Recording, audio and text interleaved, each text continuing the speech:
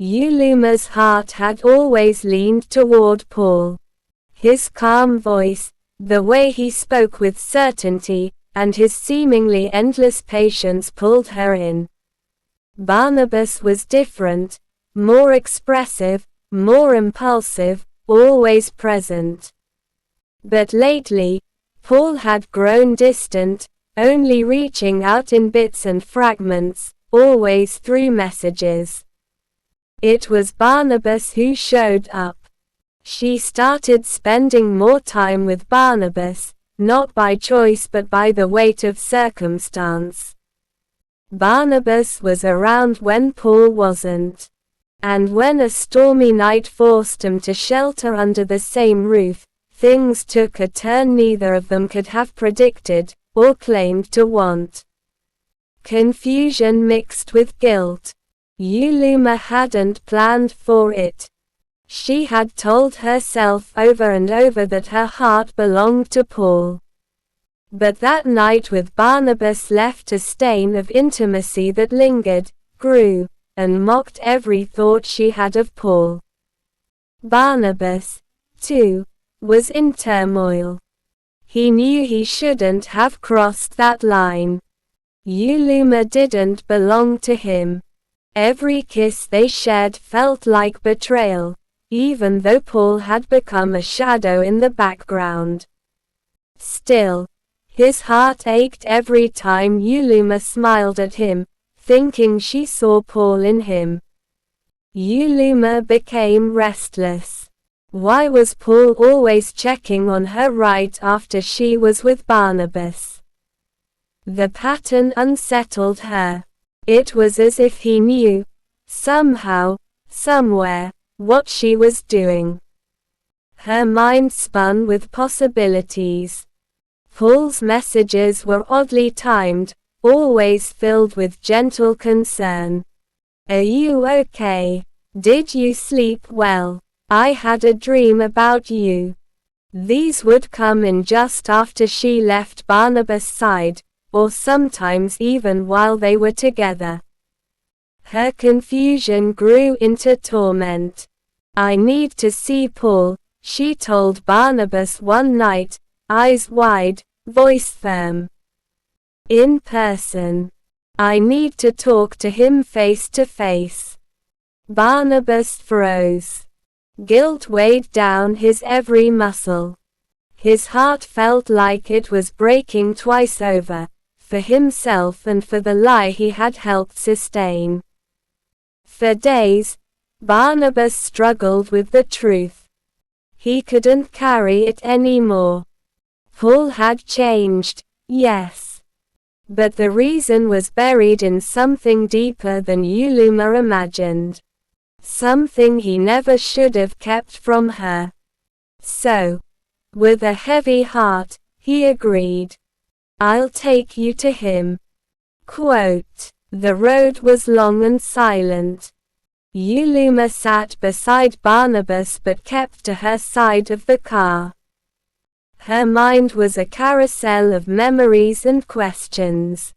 What if Paul wasn't the man she remembered? What if she no longer loved him? Or worse, what if he had never been real? They arrived at a small, serene compound on the edge of town. Paul was inside, resting. Barnabas led her in without a word. Her hands trembled as she approached the door. She wasn't ready for answers, but she needed them more than anything.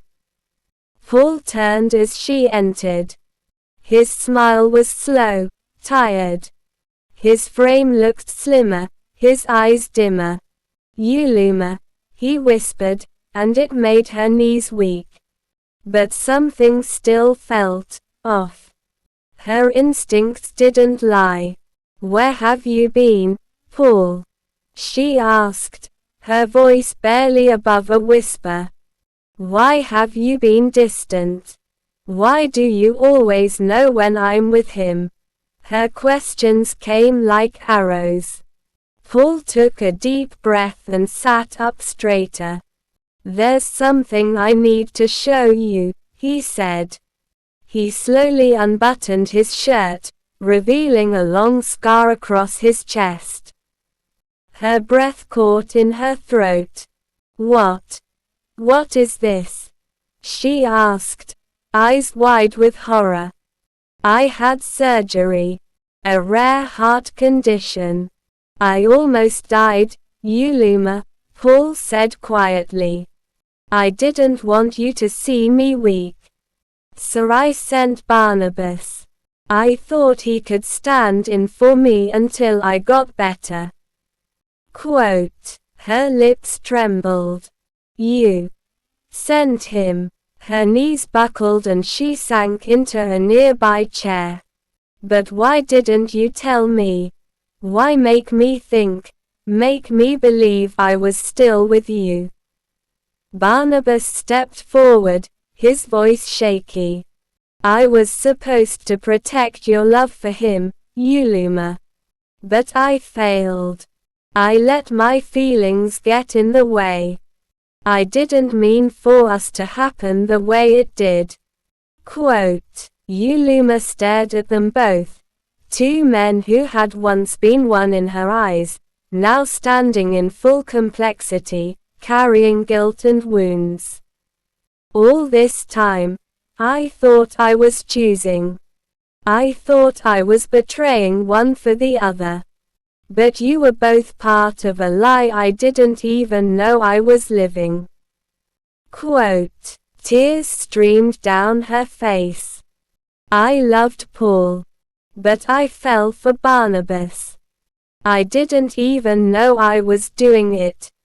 And now I don't even know who I am in all this. Her voice broke as her sobs filled the room. Paul looked away, ashamed. Barnabas could no longer meet her eyes. Silence reigned, heavy and cruel. The bond they all once shared had been shattered, not by malice but by choices wrapped in secrecy.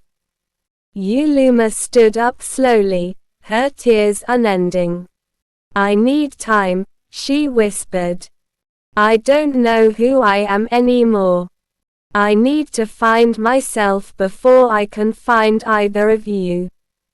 She turned and walked out the door, alone.